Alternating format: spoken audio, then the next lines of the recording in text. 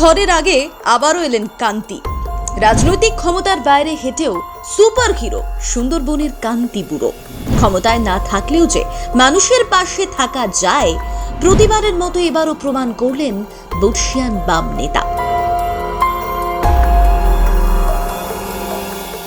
হ্যাঁ, তিনি বা তার দল ক্ষমতায় নেই, তিনি না এমএলএ না এমপি, তবুও কয়েক গুণ এগিয়ে মানুষের জন্য আজও একইভাবে দাঁড়িয়ে রয়েছে কান্তি গাঙ্গুলি।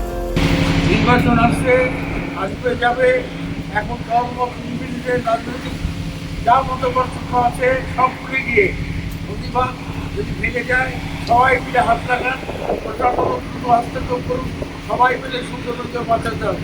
সুন্দরবনের পুরনো প্রবাদ, ঝড়ের আগে কান্তি আসে। যে কোনো রাজনৈতিক দল নির্বিশেষে এই লাইনটা সব মানুষের জানা। আমফান, ইয়াস, বুলবুলের মতো একাধিক ঘূর্ণিঝড়ের সময় ত্রিপল ত্রাণ নিয়ে ছুটতে দেখা গিয়েছিল প্রাক্তন সুন্দরবন মন্ত্রী কান্তি গঙ্গোপাধ্যায়কে। এবারও চোখ রাঙালো ঘূর্ণিঝড় রেমাল। তার ঠিক আসার আগেই ময়দানে নেমে পড়লেন আশির কান্তি। সারাদিন অঝোরে বৃষ্টিতে অনেকেই নিরাপদে গৃহ কোণে, কিন্তু ছাতা মাথায় দিয়ে সুন্দরবনের রাস্তায় আজও দাঁড়িয়ে সব কাজ একেবারে দেখে নিলেন, সামলে নিলেন কান্তিবাবু। অশীতিপর কান্তি আবারও প্রমাণ করলেন এই প্রবাদ এখনো কোনো তুমুল ক্ষমতার ঝড়েও ধুয়ে মুছে যায়নি। এবার রেমালের কথা মাথায় রেখে রায়দিঘিতে সেফ হাউস খুলেছিলেন কান্তিবাবু। সেখানে আশ্রয় নিয়েছেন সাধারণ মানুষ।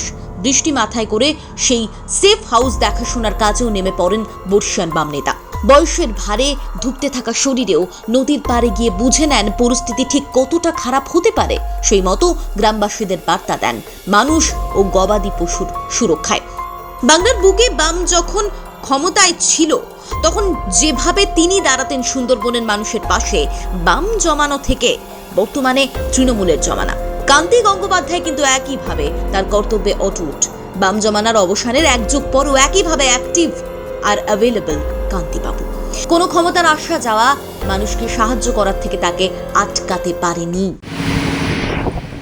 আজ সকাল থেকে গোটা সুন্দরবনে ঝড়, অবিরাম বৃষ্টি কন্টিনিউয়াস চলছে এবং এখনো আড়াই ঘন্টা বাকি ঘুমের আসতে।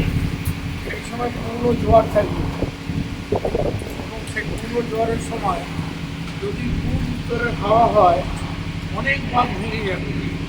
যাদের বাকির বাড়ি এই অবিরাম বৃষ্টিপাতের জন্য এই বাড়িগুলো 2-4 দিনের মধ্যে পড়ে যাবে। এখন জোরে হাওয়া করছে আর ঘন্টা 2-3 বাদের মধ্যে রিমেল আসবে। সুন্দরবনের গোটা সুন্দরবনের মানুষ উৎকণ্ঠিত। দুর্ভাগ্য এই আয়নার সময় 5,032 কোটি টাকা কমপ্লিটে নদীবাদের জন্য কেন্দ্রীয় সরকার পাঠিয়েছিল। তারপর 2014 সালে প্রায় 4,000 কোটি টাকা ফেরত চলে গেল। দুর্ভাগ্য সুন্দরবনবাসী। এই মুহূর্তে সুন্দরবনবাসীর কাছে আমার আবেদন, নির্বাচন আসবে যাবে, এখন রাজনৈতিক যা মতপার্থক্য আছে সব ভুলে গিয়ে প্রতিবাদ যদি ভেঙে যায়, সবাই মিলে হাত লাগান, প্রশাসন হস্তক্ষেপ করুন, সবাই মিলে সুন্দরবনকে বাঁচান। পাশাপাশি এক ভিডিও বার্তাও পোস্ট করেন কান্তি গঙ্গোপাধ্যায়, যেখানে দেখা যাচ্ছে গ্রামে ঘুরে ঘুরে সাধারণ মানুষকে তিনি নির্দেশ দিচ্ছেন নিরাপদ আশ্রয় থাকার জন্য।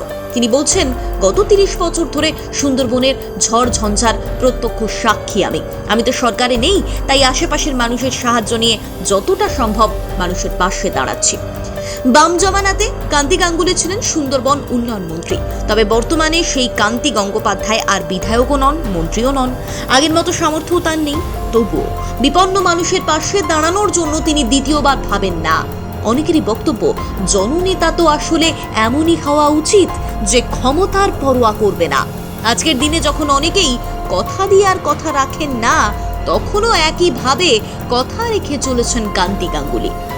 তাই ঝড়ের আগে আর কেউ না আসলেও কান্তি ঠিকই আসেন।